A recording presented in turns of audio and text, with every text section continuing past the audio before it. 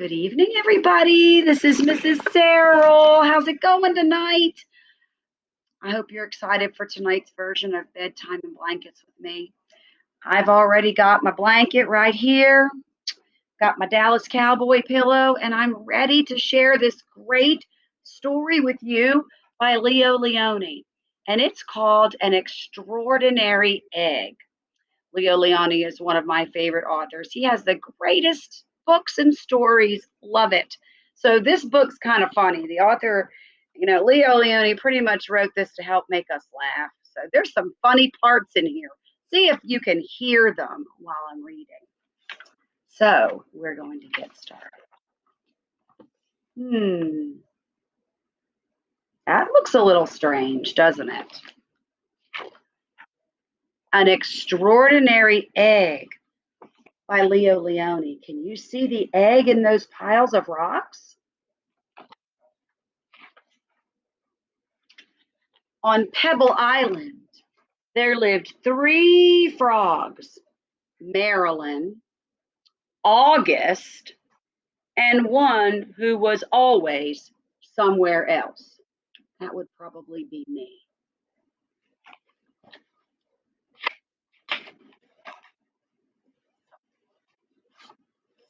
That one's name was Jessica. Jessica was full of wonder. She would go on long walks way to the other side of Pebble Island and return at the end of the day shouting, "Look what I found!" And even if it was nothing but an ordinary little pebble, she would say, "Isn't it extraordinary?" But Marilyn and August were never impressed. There's our friend Jessica. I like her because she's curious and she looks at everything with wonder. Good stuff. One day, in a mound of stone, she found one that stood out from all the others.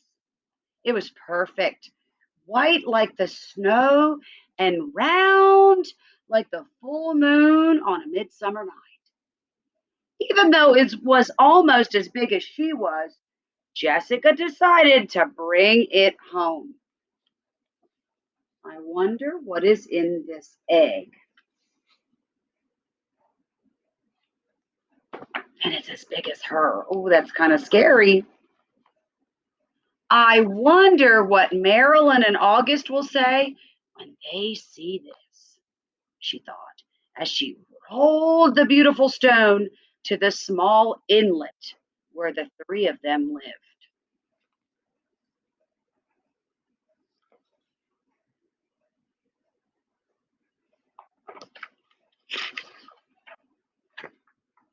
"Look what I found!" she shouted triumphantly. "A huge pebble!" This time, Marilyn and August were truly astonished.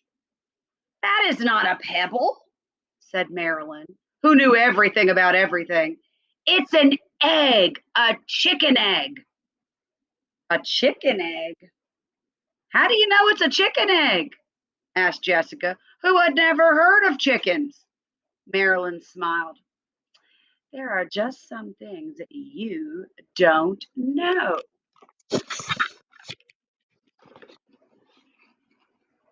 So Marilyn seems like she is the one that thinks she knows everything.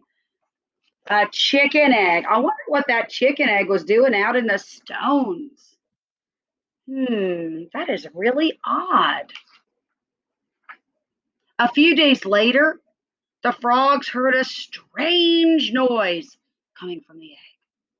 They watched in amazement as the egg cracked, and out crawled a long, scaly creature that walked on 4 legs.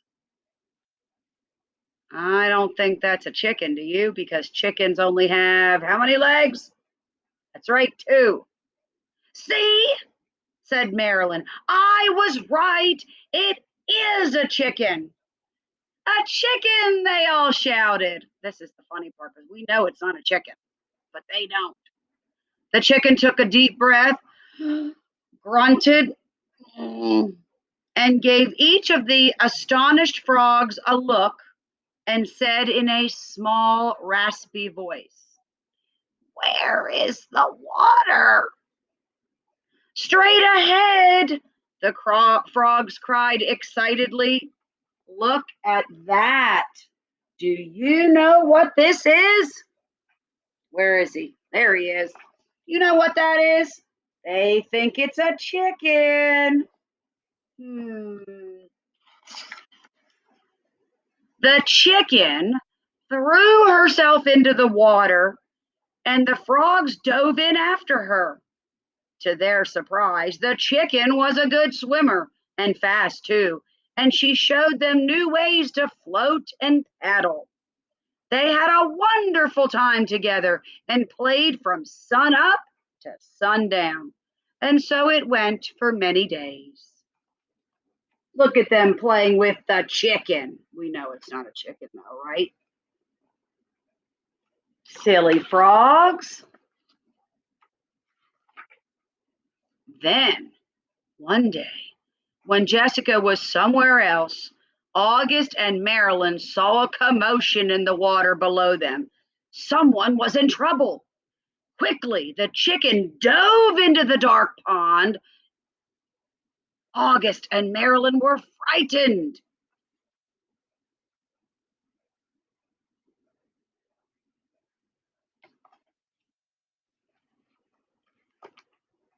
After a few moments, the chicken reappeared out of the water, carrying Jessica. "I'm all right," she called. "I got tangled in the weeds, but the chicken saved me."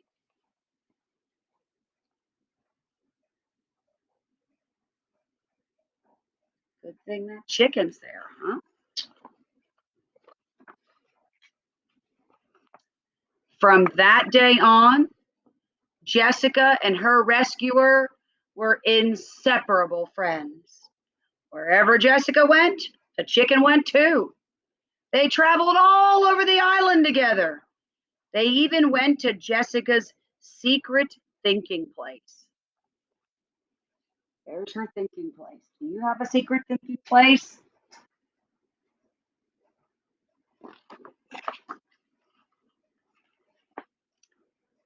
And to the Great Pebble Monument.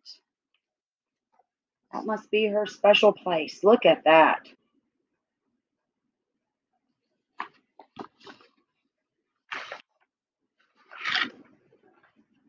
One day, they went to a place where Jessica had never been before. A red and blue bird flew down from a tree. "Oh, there you are!" it exclaimed when it saw the chicken. "Your mother has been looking all over for you. Come, I'll take you to her." Oh, we have a twist in the story now.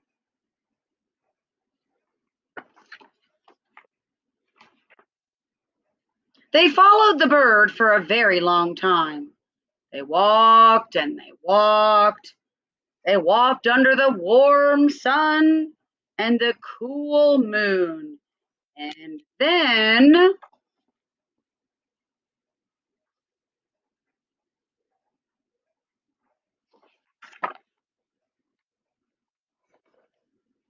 they came upon the most extraordinary creature they had ever seen.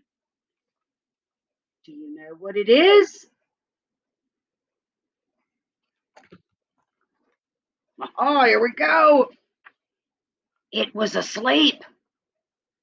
But when it heard the little chicken shout, "Mother!" it slowly opened one eye, smiled an enormous smile, and in a voice as gentle as the whispering grass said, "Come here, my sweet little alligator." And the little chicken climbed happily onto her mother's nose. "Now it's time for me to go," said Jessica. "I'll miss you very much, little chicken. Come visit us soon and bring your mother too." I don't know about you, but I can't believe these are some friendly alligators. Jessica wasn't paying attention, was she? She's still calling it a chicken. Jessica couldn't wait to tell Marilyn and August what had happened. As she neared the inlet, she shouted, "Guess what I found?" And she told them all about it. "And do you know what the mother chicken said to her baby?" Jessica asked. "She called her my sweet little alligator." "Alligator?" said Marilyn. "What a silly thing to say." And the three frogs couldn't stop laughing. So, was this like a fun book, right? This was a funny book. Kind of, we knew what was happening and what the surprise was before Jessica and Marilyn and August did. So if you ever want to check out any books by Leo Leone, this is The Extraordinary Egg, and he has many other books. One of his books that's one of my favorites is Inch by Inch, where he talks about measurement. There's so many wonderful books that Leo Leone has, and also maybe you've seen one of my favorites called Swimmy. That is a great story about teamwork together. I hope you enjoyed tonight's version of Bedtime and Blankets. I hope it made you feel snuggly and warm and you got to enjoy this great time with me tonight. Thanks so much, everybody, for joining me. Have a great evening and sweet dreams. Bye.